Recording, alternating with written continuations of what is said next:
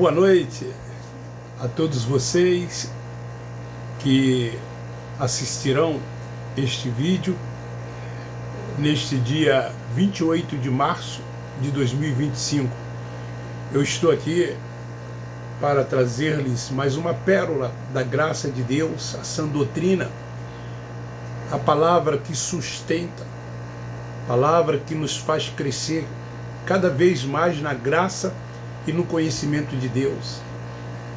A palavra que abre o nosso entendimento e faz com que nós vivamos o reino de Deus que está dentro de cada um de nós, que faz com que nós venhamos entender a perfeita, a boa e agradável vontade de Deus, a estar tão somente voltado para o mundo espiritual de Deus, nos submetendo ao Senhor, que é o Espírito, e Ele quem dirige sem reservas as nossas vidas, porque somos verdadeiramente filhos de Deus. Não quero dizer com isso que os nossos irmãos que ainda estão com um véu sobre o rosto não são. Sim, todos são filhos de Deus, porque Deus é Pai dos Espíritos. A diferença deles que ainda estão com um véu sobre o rosto é que vivem debaixo dos preceitos dos homens, dos seus achismos, debaixo de fardos e julgos pesados, aprisionados a um sistema religioso doutrinal que eles não abrem mão, cumprem ritos, praticam liturgias e cerimoniais, não abrem mão do templo religioso, dizem que lá é casa de Deus e que vão lá para buscar a Deus. Isso não é adorar a Deus, que é espírito e em verdade. Deus habita no nosso espírito. Somos o templo da sua habitação. Nós, independente de um templo ou de um homem simples mortal com uma suposta autoridade sobre nossas vidas, nós temos sim comunhão uns com os outros. Porque a comunhão não é através de um ajuntamento. Não é o fato de estarmos reunidos dentro de uma sinagoga, em quatro paredes. Eu posso ter comunhão com qualquer um, estando fisicamente longe deles. Por que eu estou dizendo isso? Alguém me disse que eu preciso comungar, comer pão e tomar suco de uva, que eu não posso estar fora desse contexto, aspas, de igreja, que eu tenho que me congregar. Eu não posso, segundo eles, ser um desviado, um desigrejado. O pão e o suco de uva, segundo eles, é comunhão com Deus e comunhão uns com os outros. Eu tenho sempre batido nessa tecla.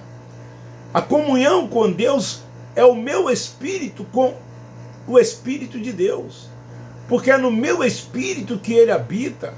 Ele diz que no meu espírito Ele testifica que eu sou seu filho.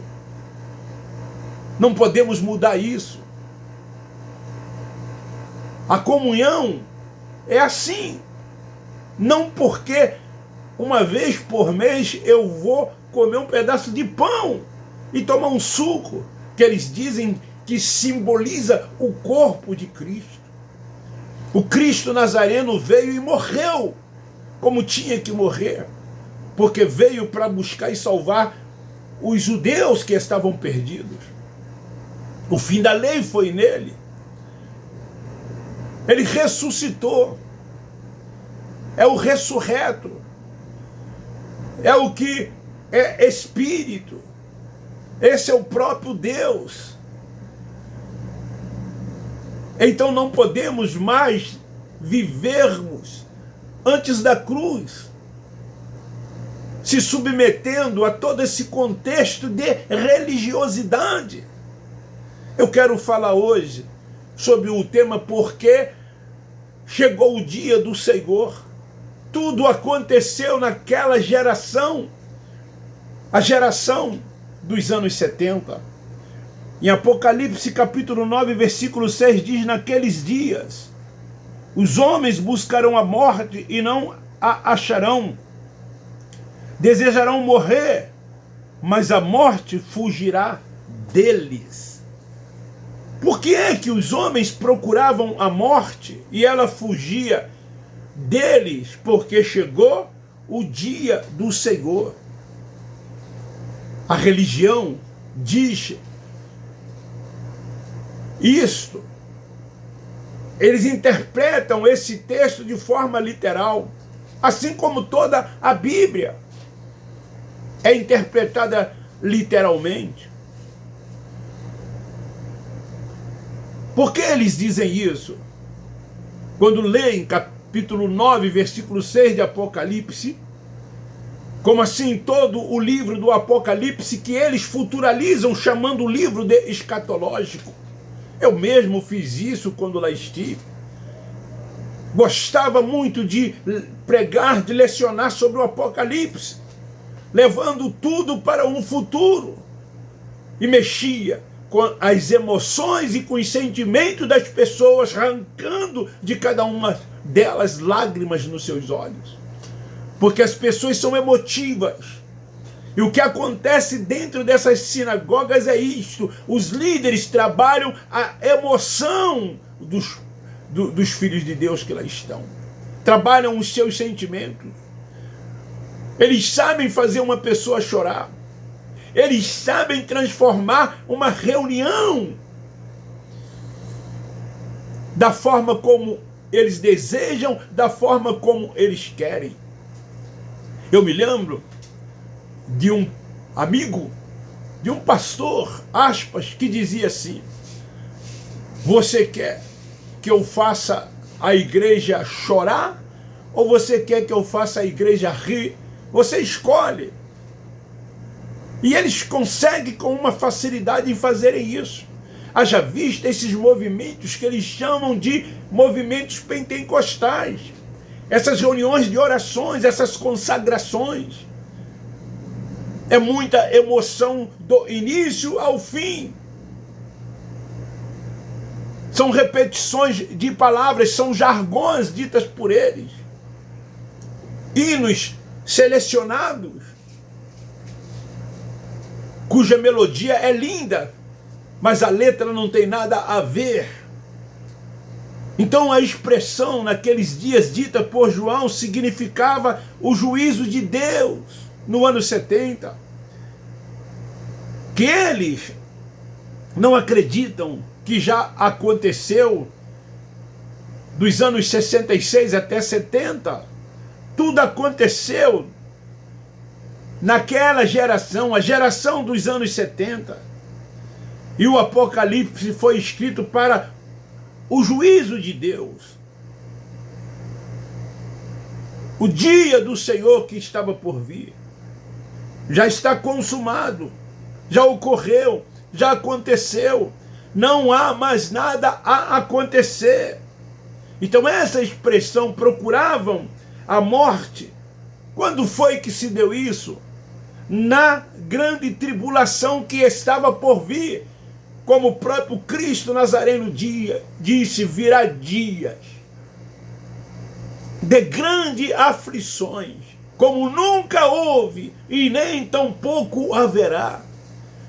Aqueles dias estavam descritos ali no livro de Mateus capítulo 24, quando ele fala acerca da grande tribulação, daqueles sermões, nas aflições e nos tormentos daqueles dias, que estavam passando pelos soldados romanos, até que se complete os dias dos gentios. Diz a Bíblia que Jerusalém seria o quê? Pisada por eles. Mateus capítulo 21, versículo 24. Esse período durou 3 anos e meio. Foi nesse tempo que essa profecia se cumpriu. Que os futuristas ainda acreditam que vai acontecer. Pois eles creem na ressurreição dos mortos. Eles creem no arrebatamento. Eles esperam ainda a grande tribulação que está por vir. E por fim, pregam a volta de Jesus. Oh, mensagem linda! É a mensagem sobre a volta de Jesus. Eu me lembro, quando eu abria a minha Bíblia em 1 Tessalonicenses capítulo 4, e começava a ler principalmente do versículo 13, quando ali começava eu a dizer: não quero, irmãos, que sejais ignorantes acerca dos que já dormem, como se não tivessem esperança. E até o versículo 18, que dizia: consolai-vos uns aos outros com esta palavra. E aquele versículo ali, antes, 16, quando diz que ele, o Senhor, voltaria nos ares e todos estariam para sempre com ele. Com a minha eloquência, com o meu conhecimento, as pessoas ficavam presas àquela oratória e os seus sentimentos eram massageados, as suas emoções, e lágrimas vinham, e línguas que eles chamam estranha, língua dos anjos, eram faladas, e as pessoas saíam dali chorando, porque elas acreditam piamente que Jesus vai voltar. O religioso não abre mão da volta de Jesus, quando a sua volta já se deu, e a vinda dele foi em juízo sobre Israel. Então aqui em Apocalipse 9:6, futuro. Por que futuro? Porque João visava os escritos de Jeremias. Depois vocês lêem Lamentações, capítulo 4, dos versículos 1 ao 11. Depois vocês leem Lucas, capítulo 11, dos versículos 49 ao 51. Pediam o quê? Eles, a morte. Pediam a morte. Você sabe, quem já passou por dores terríveis, tem vontade naquele momento até de morrer para se livrar da morte. Quantas pessoas passam por isso? Pessoas que estão hospitalizadas, aonde a sensação de alívio de dores é através de morfina. Existem dores insuportáveis, terríveis, que muitos preferem a morte do que passar por dores. E então naqueles dias seriam dias terríveis. Fatos marcantes aconteceram, que deixariam muitos perplexos e aterrorizados. Dia de grande aflição, como nunca houve.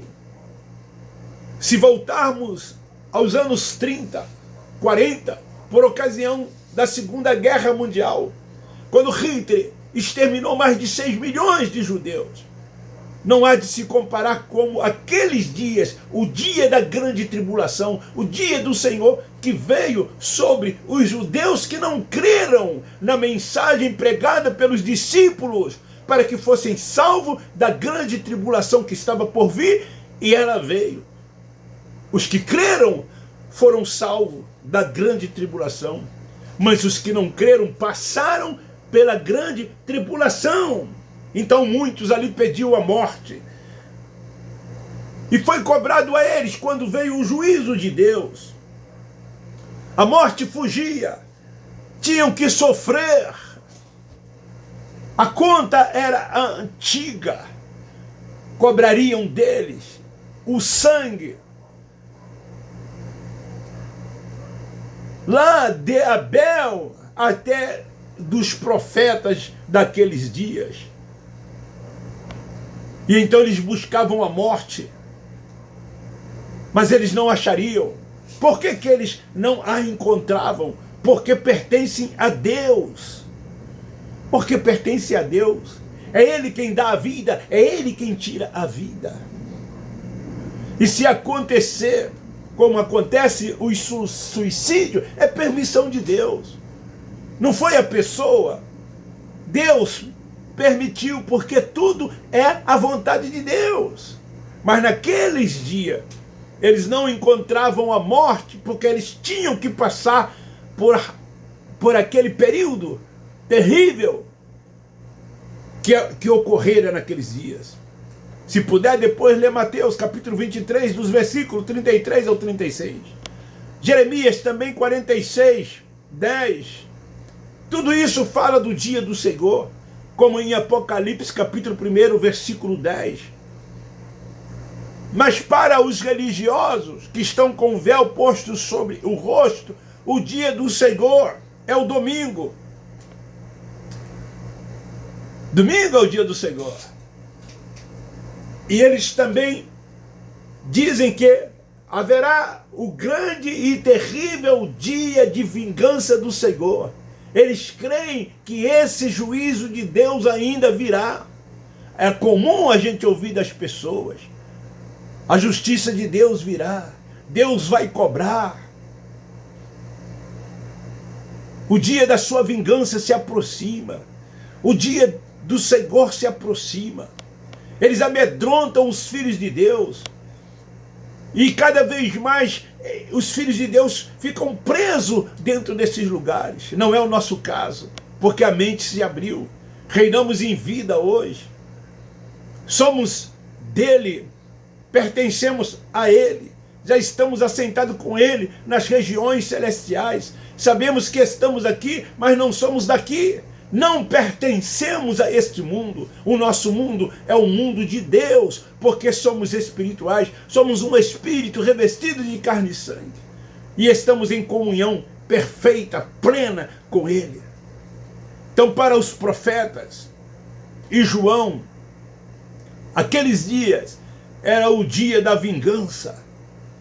Por isso que está escrito, através de João em Apocalipse 9:6, procuravam a morte e ela fugia.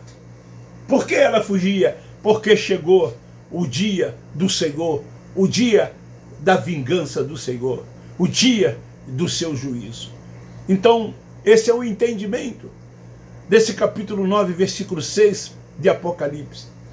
Ficamos tranquilos, reinando em vida, repousando tão somente no Senhor, crescendo cada vez mais na sua graça e amando cada vez mais uns aos outros.